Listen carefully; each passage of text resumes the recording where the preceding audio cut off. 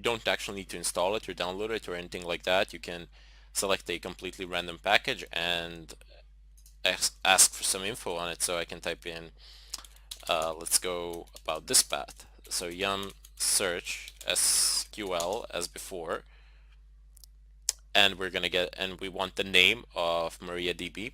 So there we go. It's MariaDB.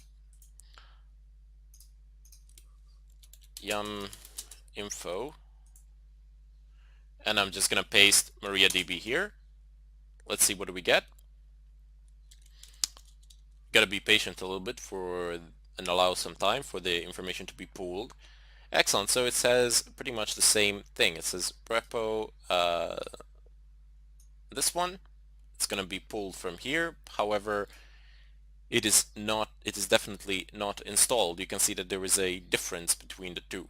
Again, you have the website where you can go to inquire further. You have the licensing information, the size, the name, the arch, pretty much the same things along with the description as you would have for any other package like for gedit. So the complexities between MariaDB and gedit are obviously Maria database is far more complex, and it's basically you can make a course about MariaDB which would contain like 100 videos, and you still wouldn't cover everything. And gedit you could probably summarize in about 20 minutes or so, but still you get pretty much the same information about the packages. So this is universal across the board. You will be able to figure things out. Now another important tool, another important command actually with yum is how do you uninstall a package. So you type in yum remove, and then you type in I'm just choosing gedit here as a for demonstration purposes, because I know even if I delete it or if I mess it up or anything like that, I don't care. No vital systems will be harmed. Nothing will happen. That is why I'm using it for this demonstration, because probably you will be using the same package to practice this out, and if you can do with it whatever you want, you're not going to harm your system to any significant point. So if I just type in yum remove gedit, again I'm prompted with a question, do I really want to remove it? And if I type in yes, excellent, it says erasing, removed, gone. It is no longer here, which is fantastic.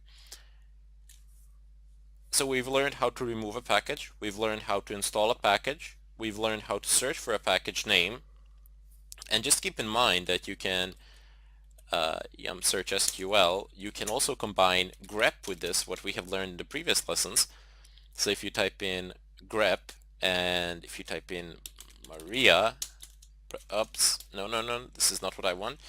If you type in grep dash I space Maria, you will very soon see that our search results are far shorter. So look, we only have 3 now, as opposed to the amount we had before. Okay, the amount that we had before is not too terrible either, but it's very wise to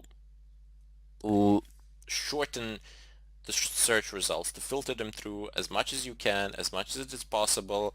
You will save yourselves time, and if you get like 100 search results, that's not good, because you have to sift through them manually, and that is not something you want to do. You would only do that if you absolutely had to. A better solution would be to go on the net and to see and to figure out more information in regard to the package, so that you would be able to create better filters upon search. So this was an example how you can combine grep and pipe along with yum in order to improve your search results as well. So as I was saying, we learned how to search for a package, we learned how to remove a package or uninstall it. We've learned how to install one, how to reinstall one. I suppose you can just type in remove and then you can type in install, but you can do both of those things with one command, which is far more efficient. Anyway, we will be continuing on and expanding upon this, because we still need to mess around with the repositories from where the packages are being pulled, and we will be adding a few. How we shall do this? Well, don't worry about it. It's not, I mean, not don't worry about it, but don't be frightened if you see a file which you need to edit. It's not too complicated. You basically just copy paste. Also, you can add repositories with an RPM command, and that command can also be used to find packages, to install packages, and to modify the repositories as well. Later on, we will deal with these things in the follow-up tutorials because there's more than one way to install, remove a software in Linux. Using the default packet manager is probably the safest option, but there are plenty of others. So we will explore one more, if I'm not mistaken, in the terminal itself, because that is also the one that you should really know as well, which will be of great use to you, primarily because not always can you find everything that you need in the repositories. And I know that in the previous tutorial I have stated that most of the time you can, but there's always like 10-20% of the time when you are not able to find exactly what you need, or somebody has compiled a custom package for you or something of a kind, and you need to know how to install those things. It is very important for you to do so.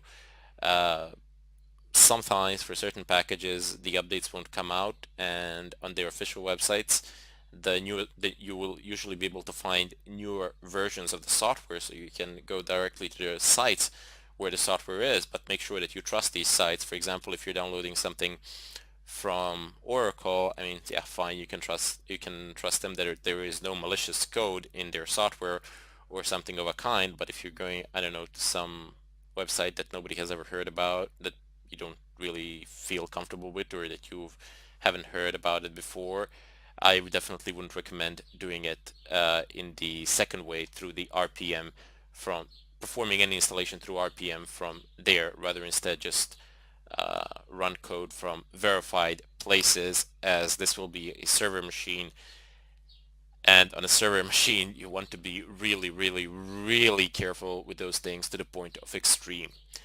In any case, I bid you farewell here, and I hope to see you all in the follow-up tutorial.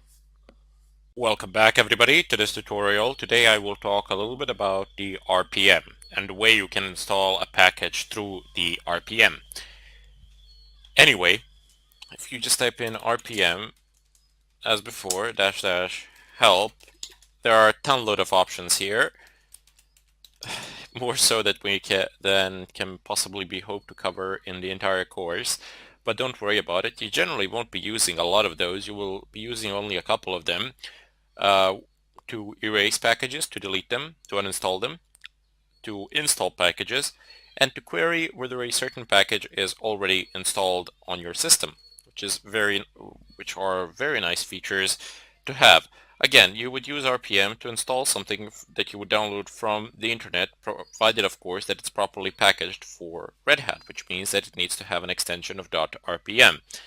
And there are plenty of Linux distributions out there which actually use a .rpm extension, like Fedora, CentOS, and Red Hat. Those three I can think of the bat. Perhaps there are some others, but I am uncertain of this.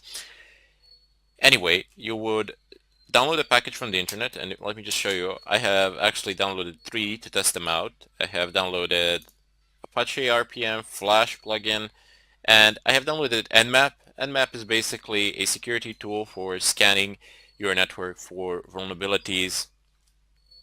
And you can also use it to confirm that certain ports are open, that certain services are running, and so on and so forth. But there has been a lot of misuse. However, it is a fantastic networking tool. Anyway, let's just go ahead and clear the screen now. Do ll nmap.